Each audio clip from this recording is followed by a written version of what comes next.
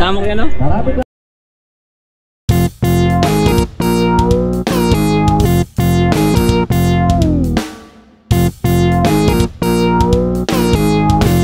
Alala mo do, nung mga panahon natin, nung way back bago pa mag-pandemic, lakad tayo sa Riga, gano'n. Ang kare-resign lang nun ni Jason eh. Di, alam ko yun. Tapos, sabi mo, alam ko yun. Sabi mo sa akin, do, pangarap ko do, yung minsan na makita ko yung pangalan ko sa damit ng mga tao. Di ba? Sabi niya sa akin yung mga pangat. Sabi ko, paano mangyayari yun? Hindi pala, andito na. Ito pala. Hindi ko pangalan yan, pero siyempre, paano? Pwede pala sa ganung paraan. Na-inspire ako ng mga pangat. Na-inspire ako ng sinabi niya yun. Siyempre, pwede pala, no? Ngayon naman, meron siyang sinasabi kanina nung habang naglalakad kami. Talaga may nagsasabi sa mga pangat eh. TikTok, Facebook, saka Reels. Yan, yung mga yan. Yung mga yan, pag nag-scroll ako niyan, puro halos, hindi naman lahat, pero I think 60% puro business yung lumalabas. Yung ba? Diba? Dudong ba? Naano ako ba? Parang naano na yung mindset ko na business talaga. Lagi kong nakikita do yung mga negosyante na nagsisimula pa lang sa busy magbalot ba ng mga items or product nila na binibenta nila sa mga customer. Yun no. Lalo na pag Pasko, New Year. Tawa si ate. Shout out mo sana yun. Ano ba? Nakikinig ako sa'yo eh. Siyempre, nakikinig ako sa'yo. Nakikita ko kasi, lalo na pag Pasko, New Year, ang daming order. Busy sila pag repack ng mga order. Tapos sarap, halos hindi na sila makapag-celebrate ng Pasko, New Year. Gawa nung daming order.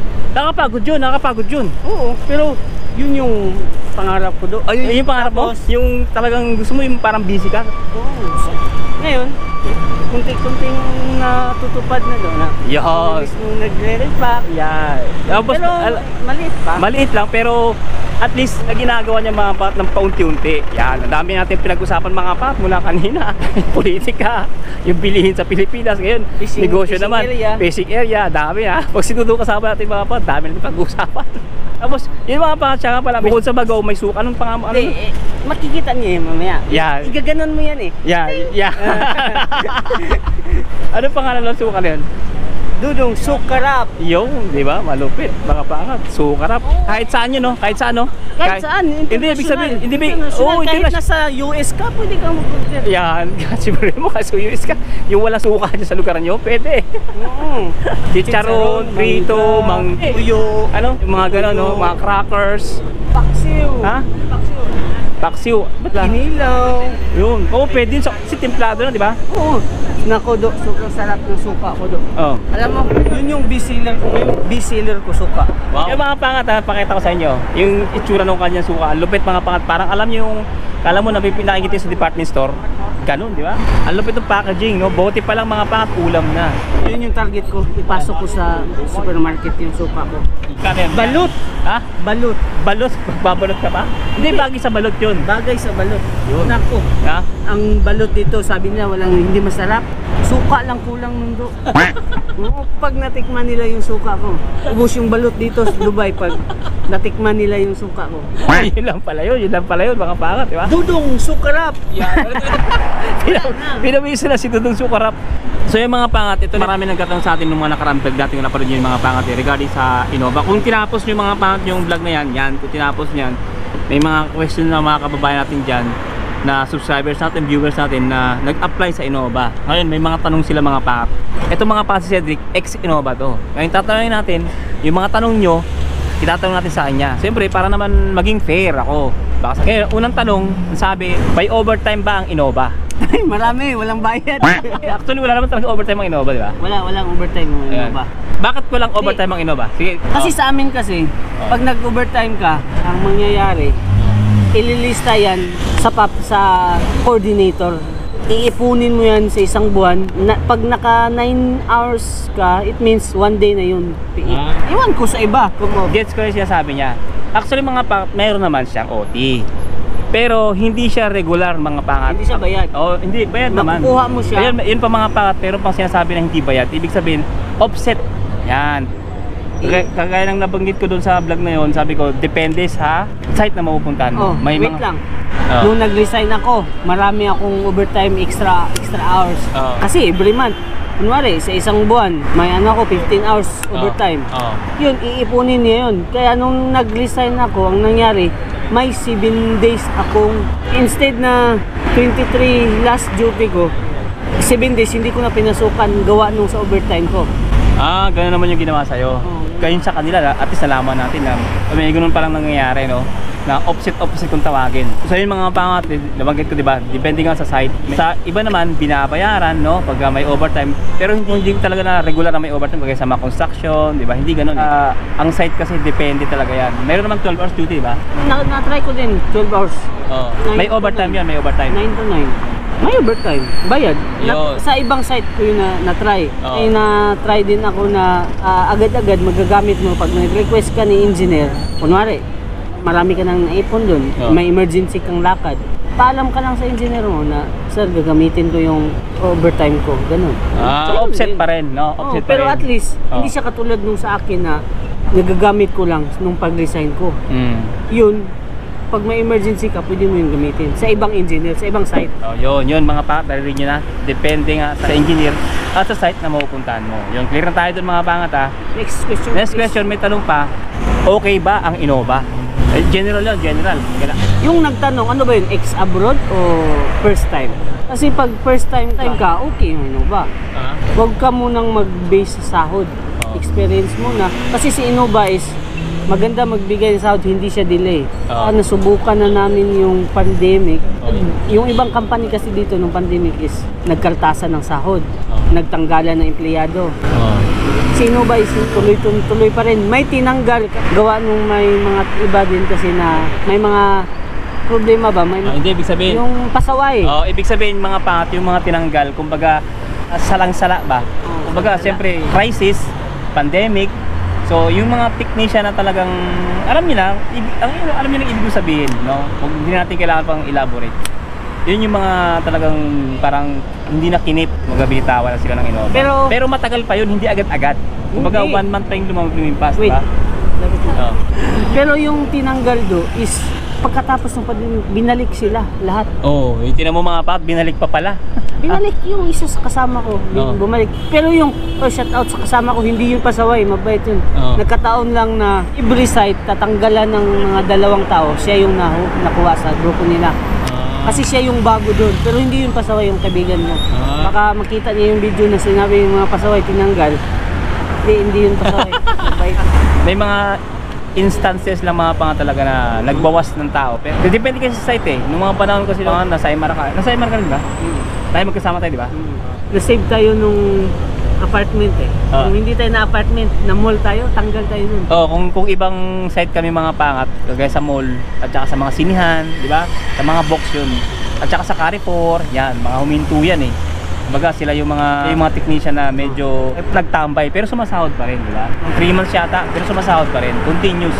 Kasi pinapili sila mga pangat eh. Natuloy ang sahod na hindi na sila mag-vacation or hindi tuloy ang sahod pero mag-vacation pa sila. Siyempre mas mabili mo tuloy ang sahod, di ba? Kasi magpapadala ka sa Pilipinas eh. Kung ex-abroad ka naman, pre, may idea ka na sa mga sahuran. Expected mo na malaki na yung sahod na hinihingi mo, di ba? Sa Innova is, I think, hindi malaki. Yun yung problema pag ex-abroad ka. Siyempre, pag ex-abroad galing ka na sa ibang country, baka malaki na nga sahod mo dun. Tapos pupunta ka kay Innova, mabibigla ka ba? Kaya yun yung problema pag ex-abroad ka. Kasi naghahanap ka na ng malaking sahod niyan. Pero pag wala ka na talagang pwede ka naman stepping stone lang kumbaga. May mga may mga Innova naman na pag alis is nakakuha ng malaking sahod. Depende din yan sa interview mo eh. Kung paano mo i-bargain, di ba? Tapos isa pang tanong sa interview, yan. Mga pangat, electrical ako eh. So plumber siya. Ngayon, magkaiba yun mga pangat kung paano siya in-interview sa Innova. Ngayon marinig natin yung as a plumber kung paano in-interview ang pagiging plumber. Sinagot na ba kayo sa computer? 1 to 40? Kasi kami, meron kaming sinagot sa computer. Tapos bago kami na-proceed sa interview. Ngayon, kapag hindi kami napasa sa... Exam. Exam. May exam ba yun? Hindi sa computer. Yan. May exam kami sa papel, nakalimutan mo. Pero may exam kayo, 6 years na yun eh. May exam. Tapos yun, pumasa. Proceed ka na naman sa one-on-one interview sa employer So, na... ano yung experience mong tanong? Ano, ang tanong sa akin sa plumbing is, sabi nung employer sa akin, bakit daw yung pipe Oh. hindi ganyan? Hindi ganyan. Bakit naka-slope? Yun yung tanong sa akin. Naalala ko. Sa sanitary. Eh ako nung first time, wala akong ka-idea. Tapos yung English ko nun, yes or no lang. Okay. Bago siya nagtanong do, nung pag-upo ko talaga sa harap ng employer, sinabihan ko na siya sa agad na, Sir, sorry ha, I'm not good English. I feel nervous ang ganyan. Ako sinabihan ko siya ba? Ako sabi niya, okay, no problem. Binigyan niya ako ng tubig at saka grapes. Eat first. Sabi pa niya nun, huwag kang magpatalo sa kaba mo kasi pag natalo ka sa kaba mo, pati yung future mo, natatalo din. No? Sabi nung employer, ayan, nagchika-chika kami. Tapos hanggang sa, sabi niya, ano, okay na ba? Pwede na ba ako magtanong sa'yo? Kasi binibiro-biro ko siya eh. Kasi niya, okay sir, yung tanong niya, bakit daw yung pipe ng waistline or lahat sa sanitary nakaganito, hindi nakaganyan? Sabi ko, sir, hindi ko na English. Sige, Tagalog. Sabi ko, pag nakaganito kasi sir, pantay siya is hindi siya magpo-flow yung tae at saka tubig. Nag-i-stay lang siya. Pero pag nakaganon is sumasabay siya sa tubig. Pag nakaganon naman sobra, mas mabilis yung tubig kaysa sa tae, kaya hindi siya dapat nakaganon. Kaya kailangan every 1 meter, 1 cm lang yung slope niya. Ngayon ko lang nalaman nyo na. O, natuto kayo mga pangat ha. Ka-idea kayo ha, kahit paano. Ano, 1 cm? Every 1 meter, may slope ka na 1 cm. Kunwari, ito yung pipe. Ceiling dito. Kung 100 dito do, dito naman is 101. Ganun pala yun. Hindi siya pwedeng i-subra mo na slope. Ang mangyayari, o-overtake yung tubig sa tae. Maiiwan yung tae sa tubo. Kaya mapupuno ng tae yung ano. Ganun pala mga pangat ha. Pero yun, Ano? yung tanong na yun is hindi ko na sagot yun na alam ko. Narinig ko lang sa unang nag-interview. Kasi Sabi ka na niya. Okay. Kengkoy talaga si Do kengkoy ka talaga, no? Kasi siyempre, ano naman ako, nung in-interview ako is, less experience pa lang ako nun ba? Wala pa akong experience nun. Nag-try lang ako. Pero, pinalad. Pero yung sagot mo, tumanga siya. Tapos, tinanong niya ako sa pump. Pinakita niya sa akin yung lahat ng picture parts. Pangalanan ko daw. Motor, sir. Okay. Next question. Next question. Siyempre, ako, construction ako do. Pero pumasa ka. Na marami akong nasagot. At tatlo lang sigurong tanong na naalala ko. Pero yung marami siyang tanong na nasagot ko. Hindi ko lang naalala ano yun. Kasi tatlo kami, Asilo, si Ferdinand. Kami dalawa pumasa, yung isang kasama ko hindi nakapasa. Hindi makapaniwala si Madam sa akin yung nasa agency. Actually, hindi ako makaka-line up sana sa interview. Gawa nung yung experience ko, hinahanap nila 4 years. Experience ko nun is 2 years lang. Tapos hinahanap nila na experience is maintenance. Ang experience ko, construction. Yung pagdating pa lang namin, sabi namin, ma'am, magpapa-line up kami ng interview bukas. Hinahanapan na kami ng CV namin at saka yung mga papilis. Yung dalawang kasama ko is pumasa yung background nila, yung experience nila. Sa akin, sablay. Kasi 2 years lang, Pakita ko. construction yung experience ko. Tapos ang nangyari, sabi ni ma'am, Mr. Pilar ka, hindi ka pwede dito sa interview para bukas. Gawa nung kulang ka sa experience at tapos yung hinahanap namin is Kailangan talaga maintenance eh, no? maintenance, Building hindi maintenance construction. eh. Yung dalawa kong kasama ko, construction din yun. Pero 8 years na sila Ferdinand. Matagal na, mahaba na yung experience. Sabi ko, ma'am, galing pa ako sa Bohol, ma'am. Kasi doon ako nagtatrabaho. Umuwi lang ako ng Cagayan de Oro para mag-try magpa-interview. Malupis na lang si Dudo. Discard talaga. Sabi niya, sige, tulungan kita. Una, tinanong niya kami tatlo. Shout out kay Ferdinand at saka kay Miro. Tinanong kami ano yung NRB sa buong pagsasama namin sa construction. Hindi namin yan natagpuan yung NRB na yan. Sabi ko, ano yung NRB? Wala mang NRB, ma'am. Na. Yung ma'am nagtanong, ma'am? Yung kasama niya. Initial interview yun. Initial interview. Paano kayo papasa sa employer? Sa amin nga, di kayo makapasa. Initial interview yun. Wala mang NRB, ma'am. Ano ba yan? Ganun na kami sa kasama ko. Ano yun? Hindi namin alam. Sige naman, bahala na ma'am. Bukas, tinulungan niya ako. Binigyan ako ng chance. Inedit yung ano ko, experience ko. Ginawa niyang 4 years. Hinabaan niya yung experience ko. Yun, na-line up ako. Para kang nag-ano ba? Audition sa PBB. Ang dami nyo. Ang kaba ko, start 7 AM hanggang alas 4 do. Kasi ako yung last na interview eh. Wait, yung hirap yun pag last ka, talagang kakabakabahan ka nun. Oo. Pero importante nakalusot mga pangat. Diba? Salamat sa mga kababayan natin ganun mga pangat na kahit pa paano nagbibigay ng chance, no? Kumbaga hindi agad tinutuldukan ba yung pagkakataon, yung opportunity. Marami akong nasagot na tanong. Yun. At least kahit pa paano nandito siya mga pangat, no? So kagaya nga mga pangat ng mga na-experience ko rin, ilan kami nung 200 person kami nung time na ako mga pangat na panahon ko na in-interview kami. Mostly doon mga pangat siguro 60% is nasa construction. O nakakalungkot ng mga pangat, alas 2 ng hapon nag-announce yung agency kung sino yung mga nasa construction hindi natatanggapin. Doon pa lang binalik yung resume nila. Kumbaga hindi sila bigyan ng chance. Ang natira ng mga pangat siguro ilan lang kami, 50. Yung may mga experience sa maintenance talaga. Malay natin kung mahusay din naman yung mga sa construction, hindi natin alam. Pero hindi nila binigyan ng pagkakataon. Kaya siya binigyan ng pagkakataon. Nandito sa Dubai, di ba? Talaga ganun, di ba? Chance ba? Shout out kay madam. Nakalimutan ko ng pangalan niya. Alam ko saan yan, Eurasia. Eurasia mga pangat kami. Ako sa SMAC siya, Eurasia ng Cebu. Di ba? Hindi, Eurasia ng Cagayan de Oro. Cagayan de Oro. Shout out kay madam. Plano ko pa naman dati pag uwi ko. Dadalhan ko siya ng chocolate. Alam ko taga Kamamanan. Sana magkita pa tayo, ma'am. Shoutout sa inyo, ma'am. Maraming salamat sa mga opportunity ng mga gano'n. No? So yun mga pa, dami yung natutunan kay Cedric, dami yung experience na ano, no? Natuwa ako. Narinig niya lang pa rin sagot. Pero ayos, di ba? Okay na. Diba? Pag ganun na ako. Hindi, alam ko naman yung sagot do. Ang ano lang, yung pag-deliver mo sa pag-English mo. Kasi punta ako ng Dubai, yes or no, okay lang yung bala ko eh. Tapos pagdating ko dito do, alam mo, mag-aaway kayo ng ibang lahi. Alam mo yung ikaw yung tama, pero ikaw na lang mag-giveaway. Kasi di mo may pagtanggol yung sarili mo eh. Yung parang gusto mong pero hindi makalabas dahil binisaya ko siya do. Hindi din siya makaintindi. May laban pala. Pero malupit mga pat. Pero yung marami din kasing mga kasama natin na skill, natatakot kasi English. Hindi pupunta ng Dubai, magsa-Saudi. Madali lang yung English dito.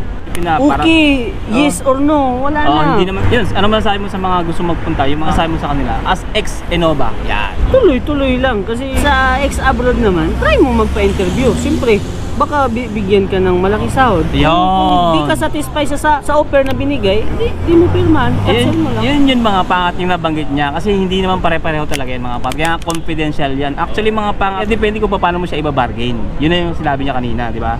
Pa-interview lang, try mo lang, di ba? Pero doon sa mga first timer, talagang stepping stone na yan, di ba? Kasan lang ng loob. Kasi wala namang problema sa trabaho eh. Marami namang idea sa plumbing. Ang problema ko lang dati, English. Yung communication. Pero pagdating ko dito, wala naman pala, no? Wala naman pala. Yung marami kayo na narinig na idea kay Dudong, di ba? Siyempre, huwag niyo kalimutan mga pat. Sa mga dito na, yung mga bago, dito sa Dera, order naman kayo ng bagong kay Dudong pag wala kayong baon, di ba? Tapos suka. Masarap yung suka niya. Ayun, order. Busy, negosyante talaga, madapit. Habang nagtatambay tayo, samusa muna tayo mga pat sa karabaan ng Arriga. At may papakita ko sa inyo mga pangat. Nagbabadya ng mga pat ang bagyo. Hindi, bagyo. Kita nyo ba yung mga pangat, di ba? Nagbabadya ng mga pat, ang gastusin mga pangat. Tama. Ang gastusin mga pat, pag pumunta ka kasi dito, gastusin mga pangat. Pag dadaan ka dito na daan. Oo. Gasto ka talaga. Gastos talaga. Yan na, malapit na. Championship ngayon do. Basketball. Silipin natin. Dito tayo dadaan. Ayan na mga pangat. Nakikita niyo na mga pat yung paligid, di ba? Medyo mainit-init pa ang panahon ha, pero yan, naririnig nyo lang, nag-grinder na, may mga nag-grinder na mga pangat. Yan o. Oh, di ba? May mga nakatayo na mga booth. Ayan oh. Oh, night market is real. Meaning, winter is coming to town mga pangat. Yan sinasabi ko sa inyo. Gastos na naman to. Tapos mga pangat, siyempre pumunta tayo. Hello sir. Hello. Welcome to my vlog. Pangat, ay ito mga pangat. Yung mga nagtatanong mga pangat pala nung nakarang vlog natin oh. Oh. Kung ano bang nililibangan ng mga kabayan natin dito. Ito mga San Miguel at saka Magnolia. Yung mga pangat, diba? Ang dami mga kababayan. Basketball is real in Dubai. Papasilip ko lang sa inyo mga pangat ha. Oh, diba? Championship ng mga pangat. Kitang-kita nyo naman, championship. Para sa kupunan ng Biggie. 14 seconds to shoot. Tama ko yan, no? Maraming salamat po sa mga sumusuporta sa aming Hindi liga, pangat din yan. sa mga sponsors. Gano'n pa, pag-iwalay na kami at nakita pa natin si Hanay Shane kanina, mag-asawa. Nanonood din naman basketball mga pangat. Sa mga katanong, di ba? Yun, merong mga ganyan mga pangat. Grupo ng mga basketball player. At so yung mga pangat, sa ganito ang vlog ito, maraming salamat sa panonood. At siyempre, sana nag-enjoy kayo, natuto kayo at nagkaroon kayo idea. Siyempre, don't forget to like, share, and subscribe kung bago ka pa lang. And think positive lang, good vibes. And God bless you all. To God be the glory. Siyempre mga pangat, see you on the next one. Let's go!